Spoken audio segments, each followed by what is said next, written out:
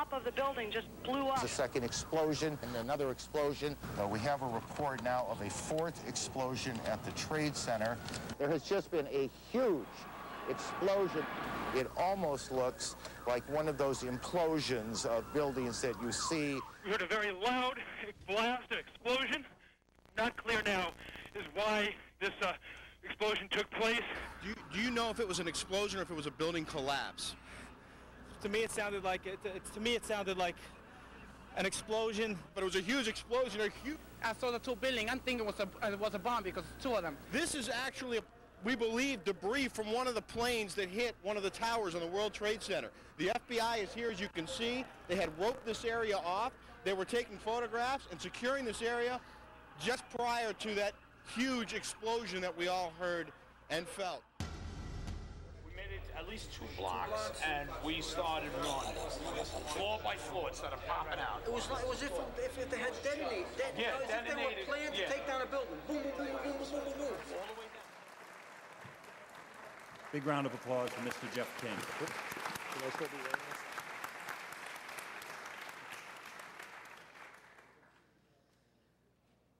Okay.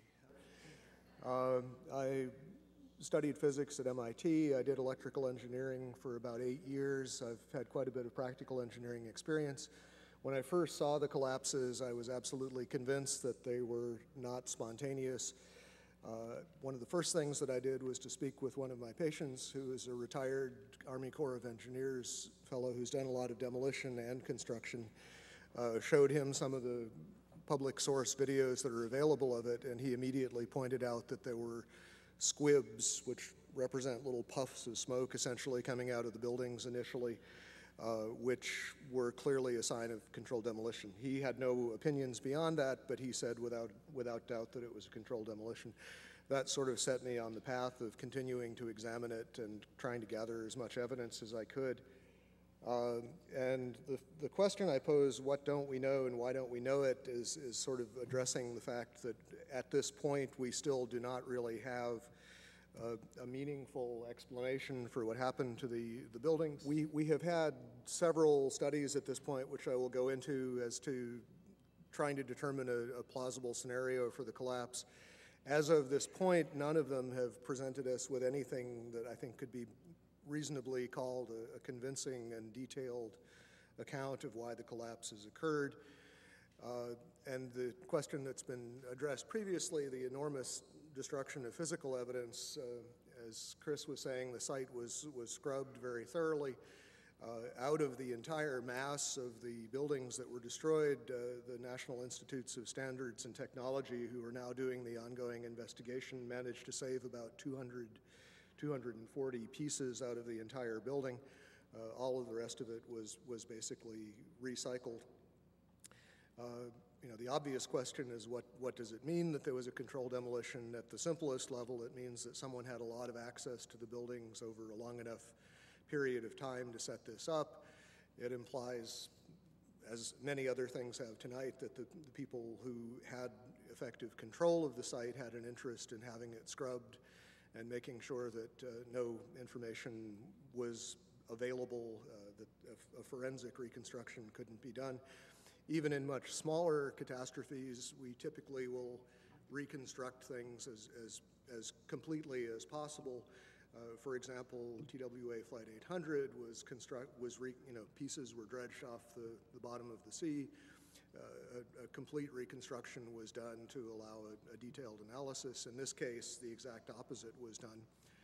The first report that was really issued on this was issued by FEMA in collaboration with the American Society of Civil Engineers. There was basically a volunteer team from ASCE that had very limited access to the site. A lot of the pieces that they were able to retrieve were retrieved by going to landfills and trying to find interesting pieces before they were disposed of.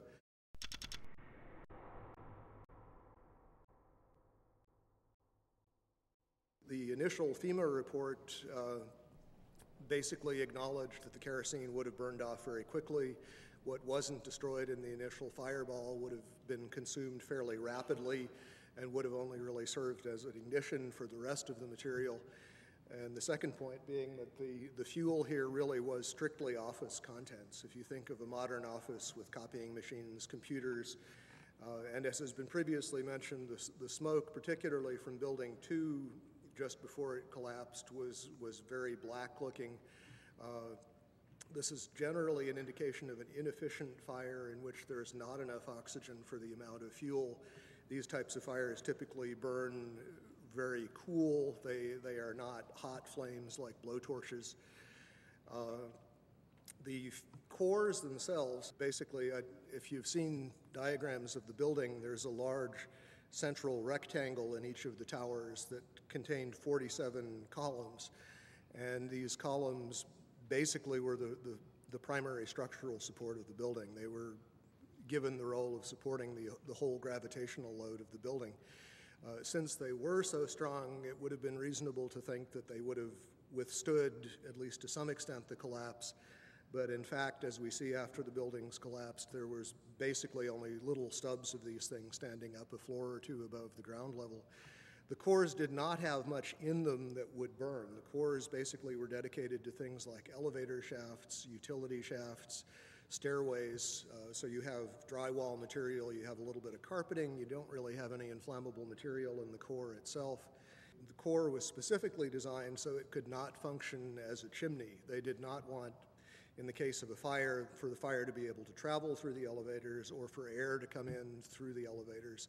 So they were designed with what this architect, Aaron Swirsky, I believe it was, referred to as a hermetically sealed system. There were fire shutters that were designed to close off the core in the event of an event like this. And those, as far as we know, functioned properly, which means that there was a very limited amount of oxygen available. Okay, as far as the issue of what failed and how, some of the initial suggestions, and these showed up in the Nova documentary, which is a good example of what I like to call proof by computer animation. Thomas Egar, who was a material scientist but not a structural engineer, who became a spokesman for these documentaries, indicated that the floors had somehow failed, that the trusses supporting the floors had failed. This was the theory that was put forward actually in the initial FEMA report. Subsequently, there have been basically complete contradictions of that.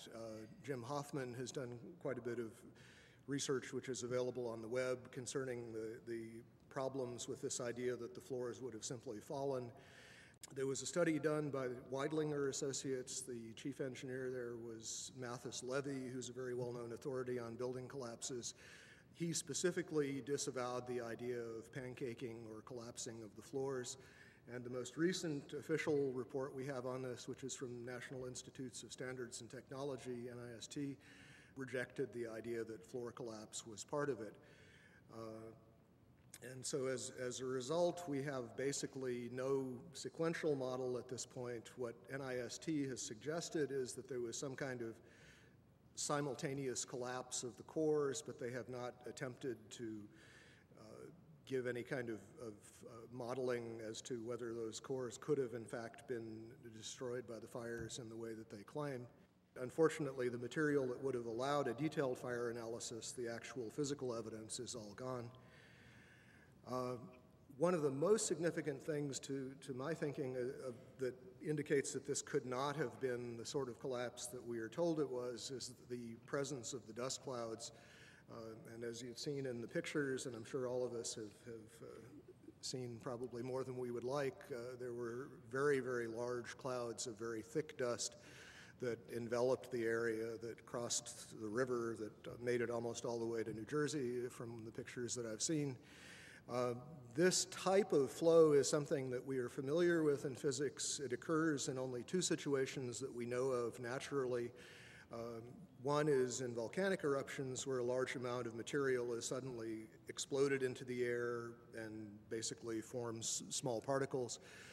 The other situation is something called turbidity currents. These occur along the edges of the continental shelves where mud or sediment will slump, become suspended in water.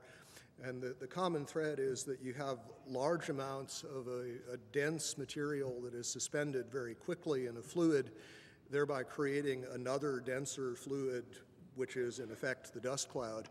and that fluid can achieve considerable velocities.